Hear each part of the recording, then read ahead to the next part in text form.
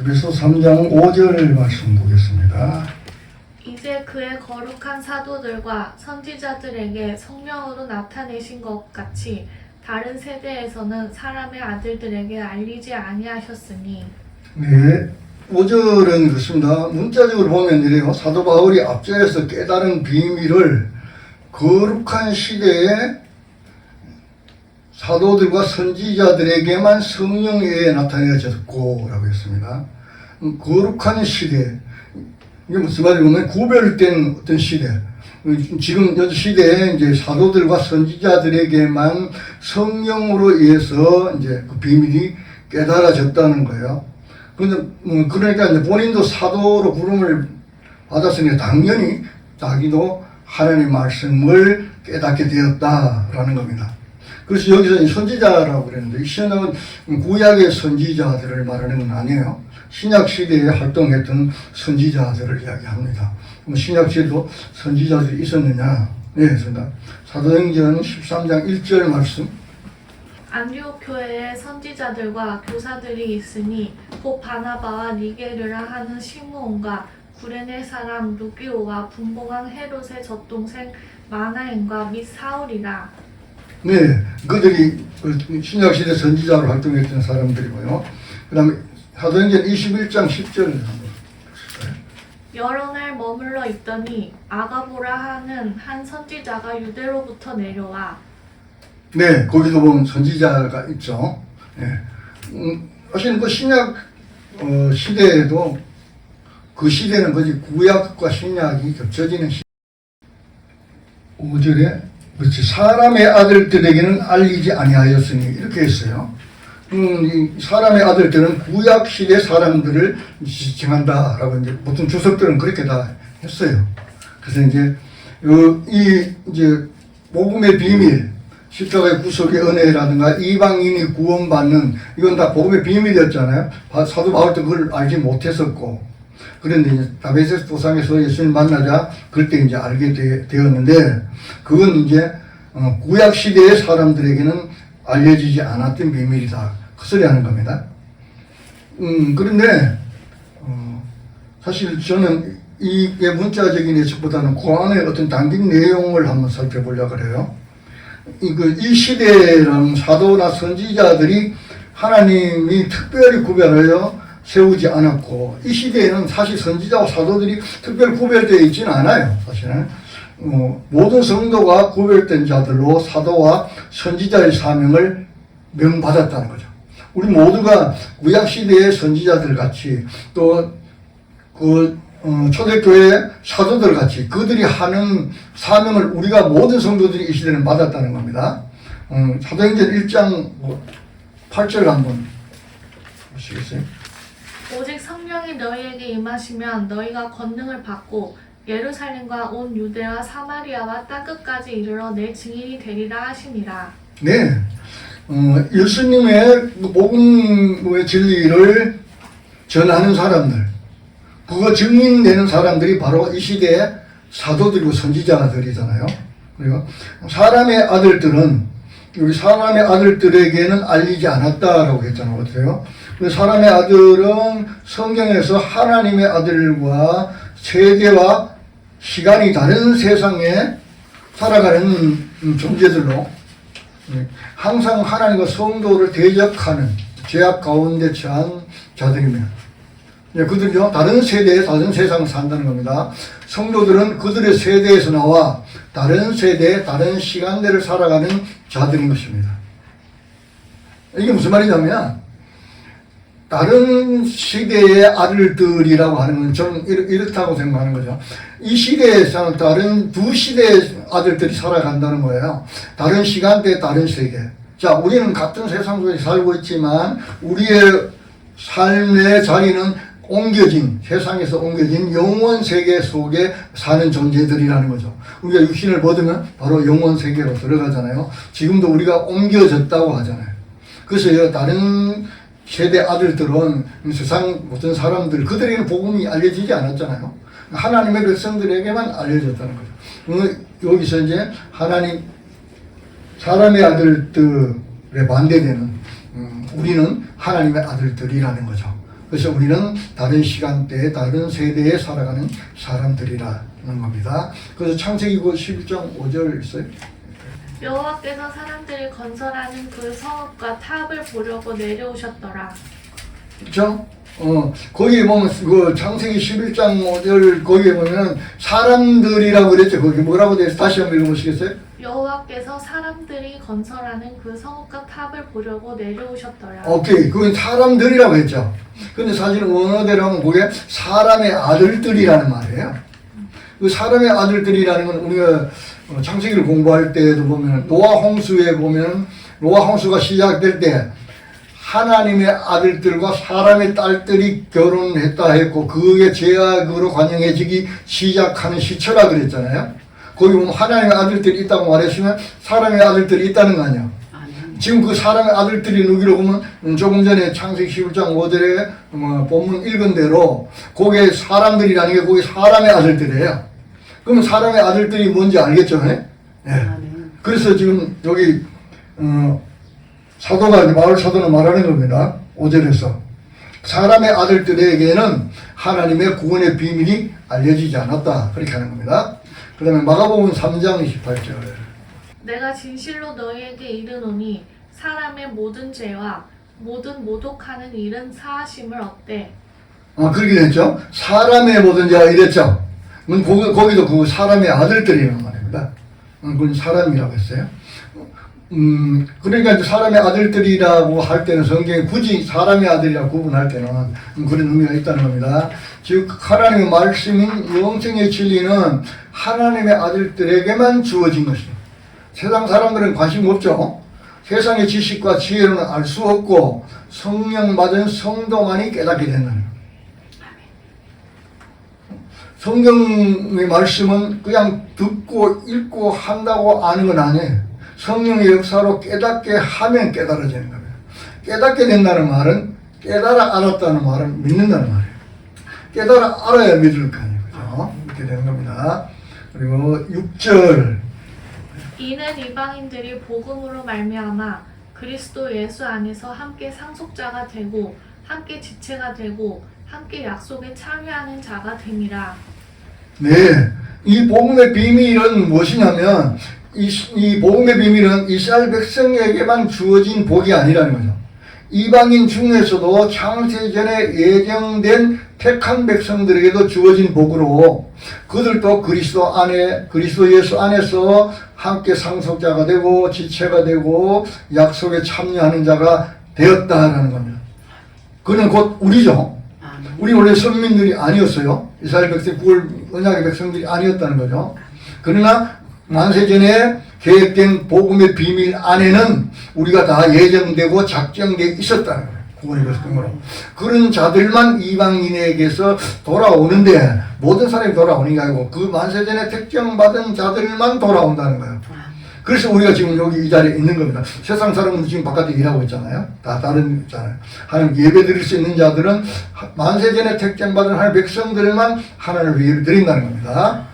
구원의 복음은 특정한 민족이나 나라만의 것이 아니라 어떤 민족과 어떤 나라의 것이 아니에요. 복음은 예수 그리스도 안에서 창세전 예정 안에서 택정함을 입은 언약 백성들의 것이에요. 그 안에서 거기서는 구별이나 차별은 없다는 겁니다. 모든 사람이 누군지는 몰라요. 세상에 어떤 신분을 가지고 살았는지 어떻게 지금 살고 있는지 그건 보지 않아요. 그가 만세전에 택정을 받았느냐 안 받았느냐 그걸로 결정된다는 거예요. 그래서 그 사람들이 믿고 구원받는 백성에 함께 참여하게 된다 그 말입니다. 그 다음에 7절 이 복음을 위하여 그의 능력이 역사하시는 대로 내게 주신 하나님의 은혜의 선물을 따라 내가 일꾼이 되었노라. 그렇습니다. 바울이 자기 어떻게 일꾼이 되었느냐 그 이야기 하는 겁니다.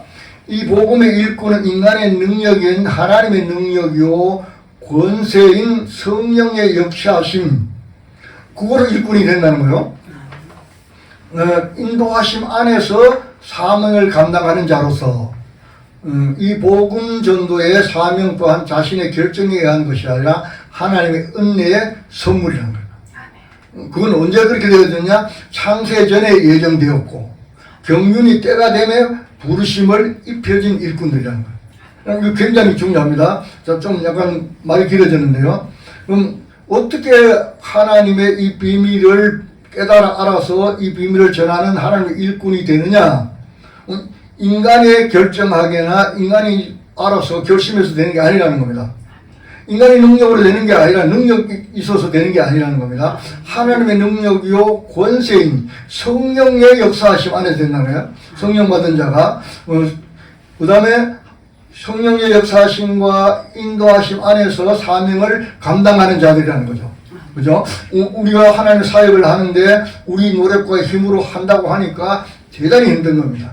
그러나 성령의 인도하심이 있어서 하게 되는 겁니다. 이 복음 전도의 사명 또한 자신의 결정에 의한 것이 아니에요.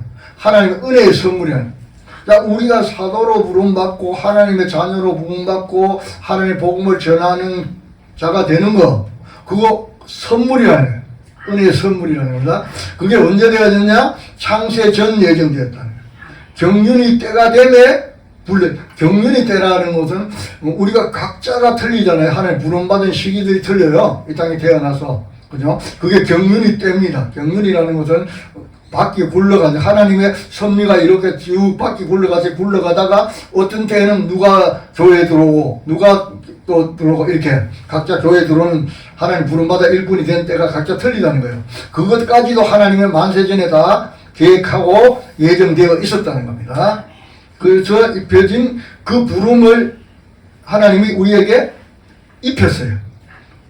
하나님의 사자로 하나님의 일꾼으로 그 일꾼을 입혀버렸다. 일꾼의 옷을 입혀버렸기 때문에 우리가 그 옷을 입은 게 아니고 하나님 입혀준 거기 때문에 우리 마음대로 그거 못 벗어요. 그리고 그 한 번 입혀진 그 옷은요 영원히 입고 가는 거예요. 쓰지 못하는 겁니다. 갈라디아서 1장 15절. 그러나 내 어머니의 태로부터 나를 택정하시고 그의 은혜로 나를 부르시니가. 그가 누구죠? 거기? 사도 바울이에요. 사도 바울이 자기는 다메섹 도상에서 예수님 부름 받았잖아요. 근데 그때 부름 받았는 줄 알았는데 지나고 보니까 그때 부름 받은 게 아니고 그 훨씬 이전에 어머니 대중에서부터 부름을 받았더라는 거죠. 그 자기는 그거 몰랐다는 거죠. 모르고 어떻게 부름받은 자도 살지 안 하고 부름받은 자들 하나님 성도들 대적하는 자로 살았잖아요. 그래 부름받고 보니까 아 내가 그때 부름받은 게 만세 전부터 하나님 나를 백해놨다가 근데 그걸 하나님의 은혜로 나를 부르셨구나. 그게 은혜라는 걸 알았다. 하나님 사도로 부름받은 게 하나님의 은혜예요.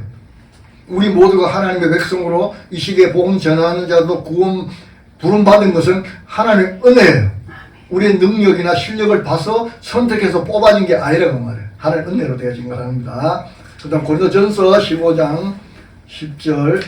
그러나 내가 나된 것은 하나님의 은혜로 된 것이니 내게 주신 그의 은혜가 헛되지 아니하여 내가 모든 사도보다 더 많이 수고하였으나 내가 한 것이 아니요. 사도 바울이 고생했죠. 우리 너무 잘 알잖아요. 지금 예배소서도 감옥에서 지금 쓰고 있잖아요. 그 엄청난 이 수고 가운데 있는데 그것도 어떻게 하나님의 은혜로 그렇게 되어졌다는 겁니다. 그래서 자기가 지금 엄청난 어려움과 혼란 당하지만 하나님 은혜가 너무 커서 그런 혼란과 어려움 가운데서도 더 많이 왜 자기를 보니까 자기는 전에가 핍박자요 포양자였잖아요. 그런데 하나님 자기를 불러서 은혜를 입혀서 능력을 주어서 일을 하게 했어요. 그 은혜가 하도 크니까 그 수고를 더 열심히 했다는 거죠. 그 은혜 받기 너무 감사해서. 수고했다는 말은 고난당했다는 게 아니라 더욱 열심히 자기가 했다는 거예요. 그 일을. 자, 그 다음에 8절. 모든 성도 중에 지극히 작은 자보다 더 작은 나에게 이 은혜를 주신 것은 측량할 수 없는 그리스도의 풍성함을 이방인에게 전하게 하시고. 네.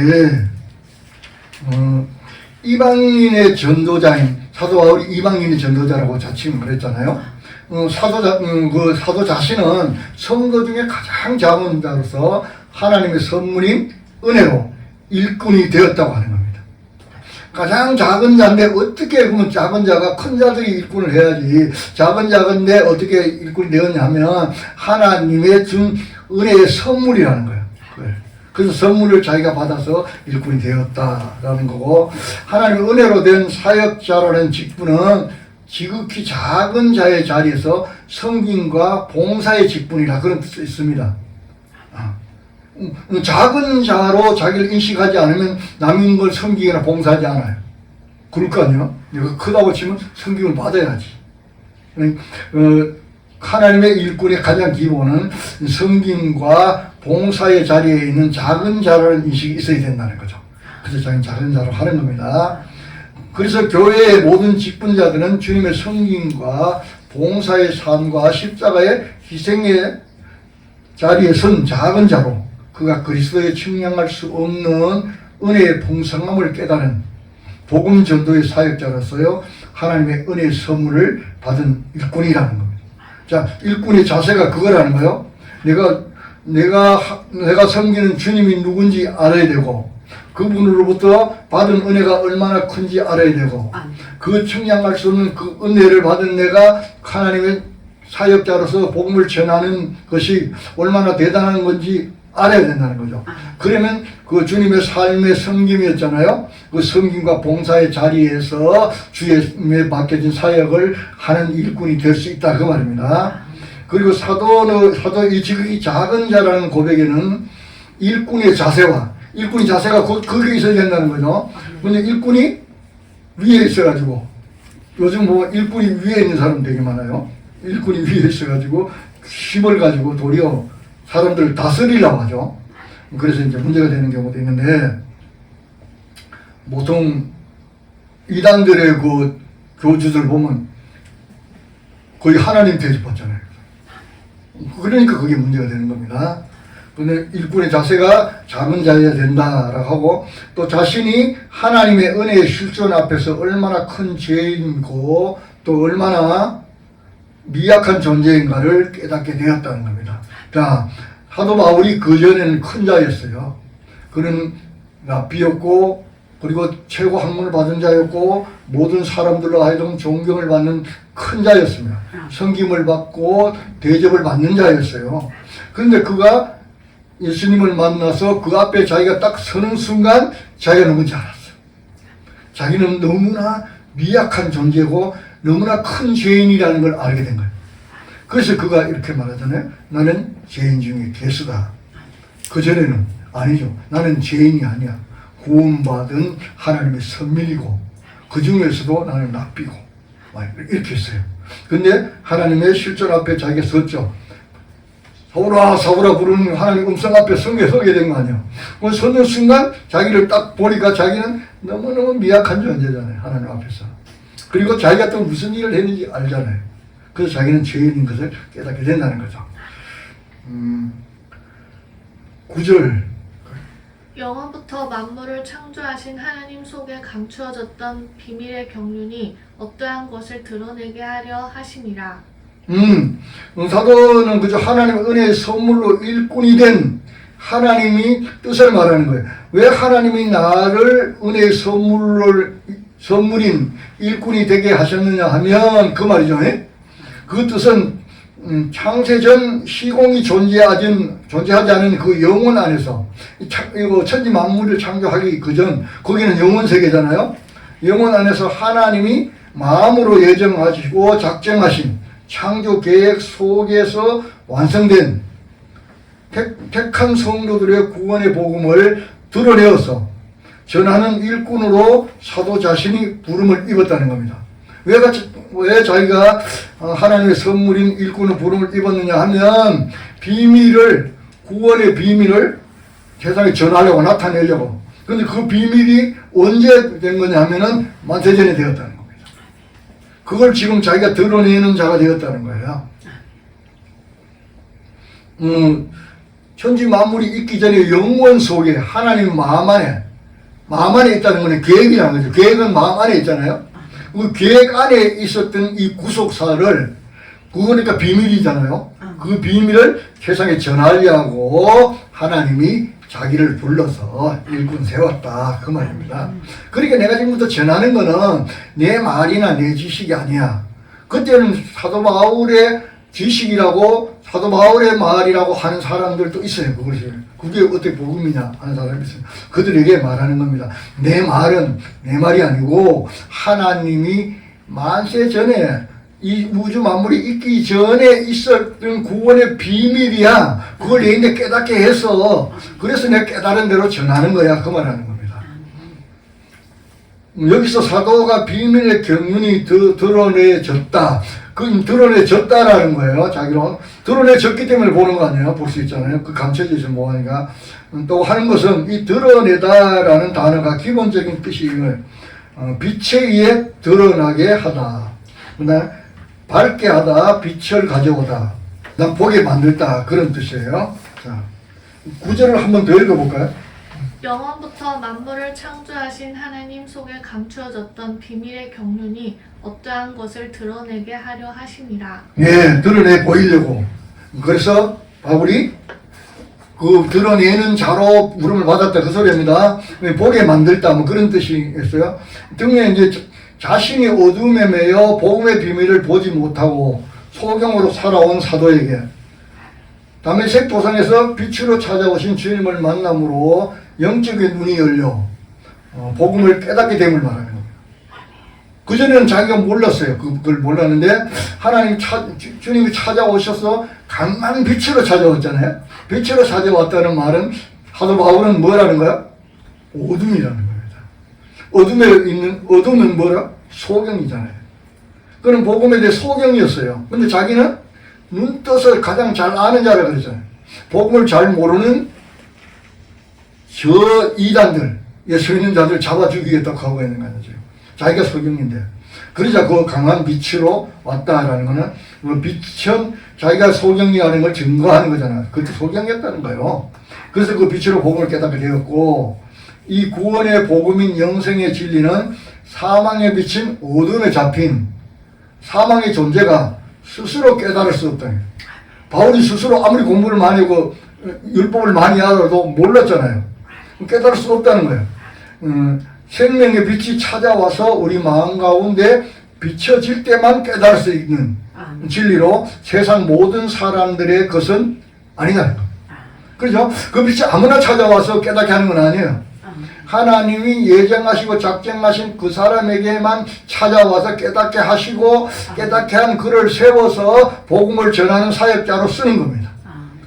그렇죠? 그래서 세상 모든 사람들이 다 믿지 않습니다. 복음을 나가 전해도 모든 사람이 다 귀로 듣지만 다 깨닫지는 않아요. 깨닫는 자는 특별한 사람이죠. 그건 누구라고? 만세전에 택함받은 사람들이라고. 그래서 우리 모두가 만세 전에 하나님의 마음과 작정 속에 들어 있었던 자들이라는 거죠. 에베소서 1장 18절로 19절. 너희 마음의 눈을 밝히사 그의 부르심의 소망이 무엇이며 성도 안에서 그 기업의 영광의 풍성함이 무엇이며 그의 힘의 위력으로 역사하심을 따라 믿는 우리에게 베푸신 능력의 지극히 크심이 어떠한 것을 너희로 알게 하시기를 구하노라. 우리 뭐라고 기도해요? 하나님의 그 크신 은혜를 너희가 알게 하시기를 원하노라 이렇게 말했죠. 그 말은 뭐예요? 하나님이 알게 하셔야 안다 그 소리 아니에요. 그죠? 하나님의 진리랑. 그렇습니다. 그럼 우리가 하나님의 복음을 깨달아 안 거는 우리 실력은 아니죠. 그러니 얼마나 이게 감사한 일이에요. 깨닫게 해서 하나님 깨닫게 하심으로 알게 하셨고 우리는 그 믿음으로 말미암아 믿음의 생활을 할 수 있는 겁니다. 믿고 나아갈 수 있다는 겁니다. 오늘은 여기 9절까지만 네, 기도하겠습니다.